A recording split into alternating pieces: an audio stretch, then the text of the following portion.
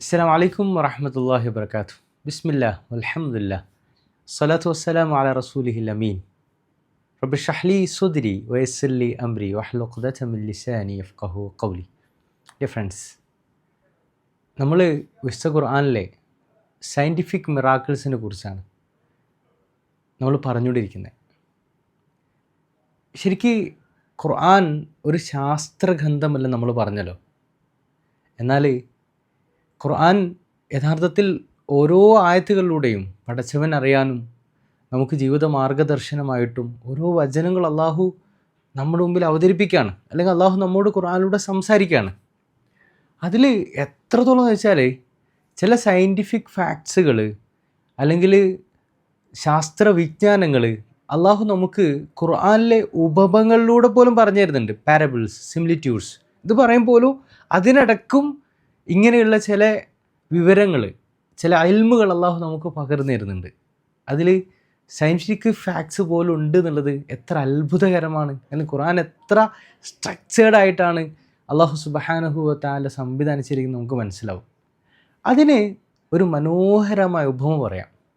മനോഹരമായ ഉപമ അത് ഖുർആൻ്റെ ഒരു സയൻറ്റിഫിക് മിറാക്കിൾസിൽ ഏറ്റവും നല്ലൊരു തെളിവ് കൂടിയാണ്. അപ്പോൾ നമ്മൾ കേൾക്കാൻ കുറവുള്ള ഒരു സംഗതി കൂടിയാണ്. സൂറത്തു നൂറിൽ അള്ളാഹു സുബ്ഹാനഹു വ തആല നിഷേധികളുടെ രൂപം അറിയുന്നുണ്ട്.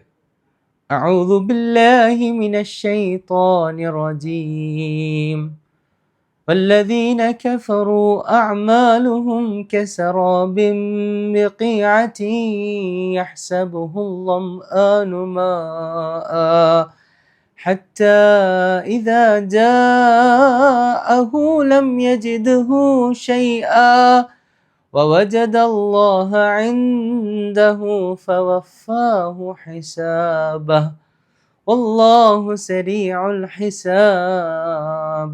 ഞാൻ ഈ ആയത്തിൻ്റെ അർത്ഥം പറയുന്നില്ല, സൂറത്ത് 39-ാമത്തെ ആയത്താണ്. പക്ഷെ അടുത്ത ആയത്ത്, അതാണ് മിറാക്കിള്. നിഷേധികളുടെ ഉപമ പറഞ്ഞിട്ട് അള്ളാഹു പറയാണ്, നിഷേധികളുടെ പ്രവർത്തനങ്ങൾക്ക് ഒരു ഉപമ എന്ന നിലക്ക് അള്ളാഹു 39-ാമത്തെ ആയത്തിൽ ഒരു ഉപമ പറയുന്നു, ഒരു പാരബിൾ, ഒരു സിമിലിറ്റ്യൂഡ്. എന്നിട്ട് അടുത്ത ആയത്തിൽ പറയുന്ന എക്സാമ്പിള് അത് വലിയൊരു സയൻറ്റിഫിക് മിറാക്കിളാണ്, അല്ലെങ്കിൽ ഒരു വിജ്ഞാനമാണ്. ഖുർആൻ്റെ ഒരു അഭൗതിക ജ്ഞാനം, ഖുർആൻ്റെ ഡിവൈനിറ്റി പ്രൂവ് ചെയ്യുന്ന ഒരു സംഗതിയാണ്. എന്താ പറയുന്നത്? ഔ കളുലുമാതിൻ ഫീ ബഹ്റിൽ ലുജ്ജി യഗ്ശാഹു മൗജുൻ മിൻ ഫൗഖിഹി മൗജുൻ മിൻ ഫൗഖിഹി സഹാബ് ളുലുമാതുൻ ബഅ്ദുഹാ ഫൗഖ ബഅദ് إذا أخرج يده لم يكد يراها ومن لم يجعل الله له نورا فما له من نور. എന്താണ് ഈ ഉപമ? ഔ കള്ളുലുമാത്ത്, അല്ലെങ്കിൽ അവരുടെ ഉപമ ഇങ്ങനെയാണ്. കള്ളുലുമാത്തിൻ ഫി ബഹ്റിൽ ലുജ്ജി, ആഴക്കടലിലെ ഡാർക്ക്നെസ്, ഘനാന്ധകാരം എന്ന് മലയാളത്തിൽ പറയാൻ പറ്റും. എന്നിട്ടോ അതിനെ യഗ്ശാഹു മൗജുൻ, അതിനെ തിരമാല പൊതിയുന്നു. ശരിക്കും ഇമാജിൻ ചെയ്യണം കേട്ടോ.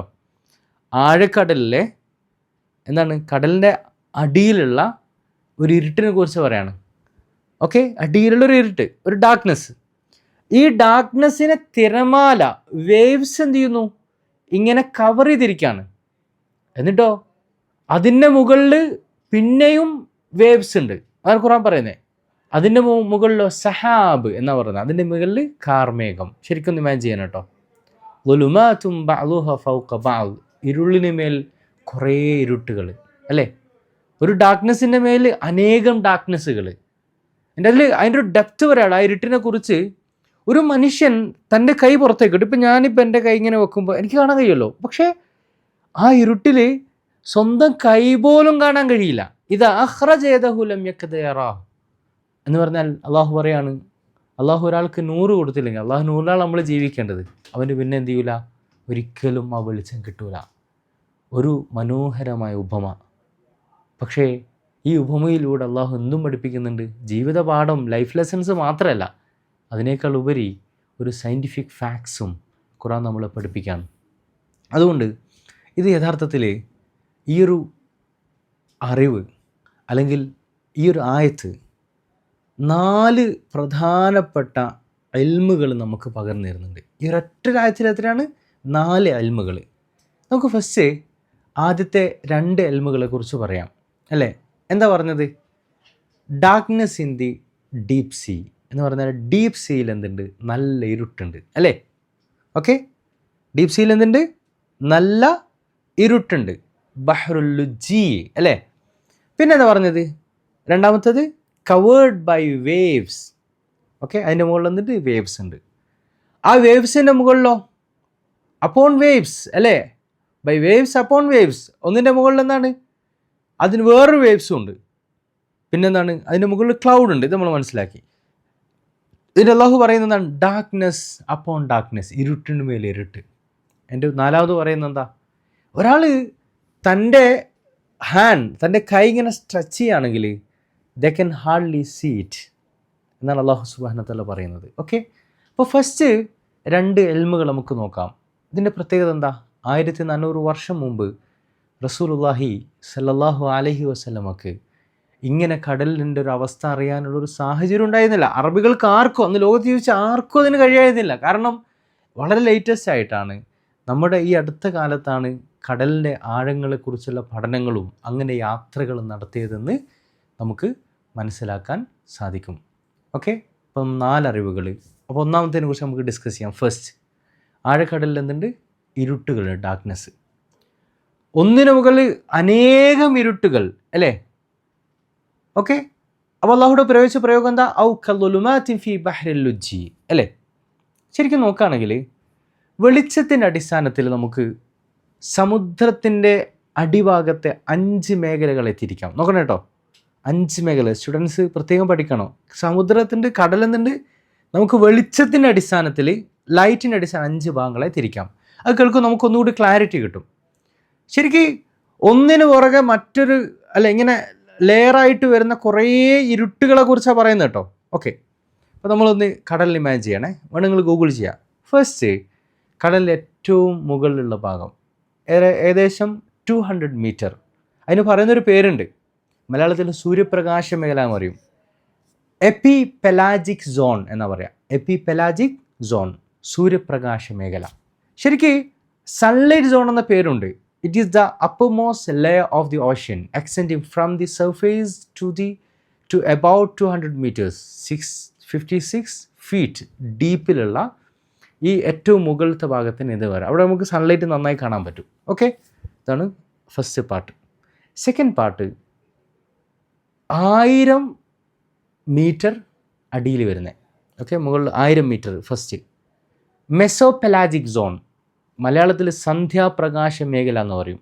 The mesopelagic zone twilight zone is the ocean layer extending from 200 to 1000 metres എന്ന് പറഞ്ഞാൽ 660 to 3300 ഫീറ്റ് ഡീപ്പ്. ഈ ഭാഗത്ത് വരുന്നതാണെന്ത്? 2ാമത്തെ ഭാഗം, സെക്കൻഡ് ലെയർ അല്ലെങ്കിൽ സെക്കൻഡ് പാർട്ട് എന്ന് പറയുന്നത്. 3ാമത്തേത് ബാച്ചിപെലാജിക് സോൺ, അർദ്ധരാത്രി മേഖല. നോക്കണേ, അതിൽ ഇരുട്ട് പറയുമ്പോൾ അർദ്ധരാത്രി മേഖല എന്നൊരു പേരുണ്ട്. ശരിക്ക് അതിൻ്റെ ഡെപ്ത് പറയുന്നത് extend from a depth of 1000 to 4000 metre below the ocean surface. നോക്കണം കേട്ടോ, 1000 മുതൽ 4000 മീറ്റർ താഴത്തോളം വരുന്നുണ്ട്. അതിന് പിന്നെ അടുത്ത മേഖല എന്താ? അബിസോപെലാജിക് സോൺ. അതിനെക്കുറിച്ച് പറയാം. നേരത്തെ നമ്മൾ ബഹ്റുൽ ലുജ്ജി എന്ന് പറയും, ഘനാന്ധകാര അല്ലെ അത്രയല്ല ഇരുട്ടുള്ളൊരു മേഖല എന്നാണ് അതിനെക്കുറിച്ച് പറയുന്നത്. അത് യഥാർത്ഥത്തിൽ എന്താണ്? അതൊരു freezing layer of the ocean, അതിനോട് അടുത്തൊരു ഭാഗമാണ്. അത് യഥാർത്ഥത്തിൽ extending from 4000 to 6000 metres 13,100 to 19,700 feet ഡീപ്പിൽ വരുന്നതാണെന്ത്? ആ സോണ്. ഇതൊക്കെ ഇനി നമുക്ക് അവസാനത്തെ ഭാഗം നോക്കാം. അത് ഹെഡാപെലാജിക് സോൺ. അത് മലയാളത്തിൽ പ്രേതാന്ധകാര മേഖല എന്ന് വെച്ചാൽ പേടിച്ചു പോകുന്നൊരു മേഖലയാണ് അല്ലേ. എന്താണ് ഹെഡാപെലാജിക് സോൺ? ശരിക്ക് അത് 6000 മുതൽ 11,000 6,000 to 11,000 മീറ്റേഴ്സ് എന്ന് പറഞ്ഞാൽ 20,000 to 36,000 feet below the sea level. Okay, അപ്പോൾ എന്ന് പറഞ്ഞാൽ അത് exclusively found in deep sea trenches എന്നാണ് ഇതിനെക്കുറിച്ച് പറയുന്നത്. ശരിക്കും ഡിയർ ഫ്രണ്ട്സ് ഒന്ന് ആലോചിച്ച് നോക്ക്, തന്നെ വലിയൊരു ഇൽമല്ലേ അല്ലേ? എന്ന് പറഞ്ഞാൽ ഇത് ആധുനിക കാലത്ത് മാത്രം കാണപ്പെട്ട പഠിക്കപ്പെട്ട ഒന്നാണ്. ഇൻഷാ അല്ലാഹ് അതിനെക്കുറിച്ച് നമുക്ക് പിന്നീട് പറയാം. പക്ഷേ ഇത് നമുക്ക് പോലും പലപ്പോഴും പുതിയൊരു അറിവായിരിക്കും അല്ലേ?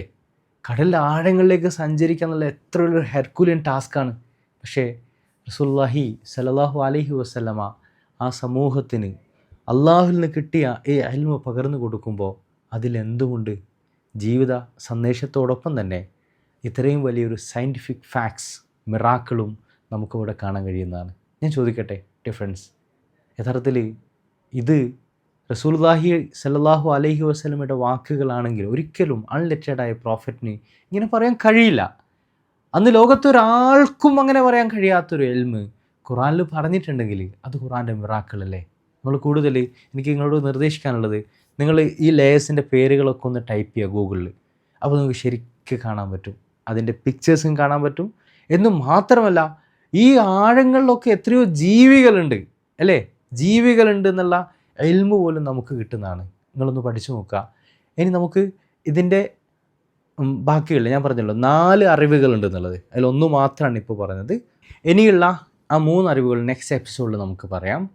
അതുകൊണ്ട് എല്ലാവരും എന്ത് ചെയ്യുക, കൂടുതൽ ഇത് പഠിക്കാൻ ശ്രമിക്കണം, നമ്മൾ കൂടുതൽ റിസർച്ച് ചെയ്യാൻ ശ്രമിക്കണം.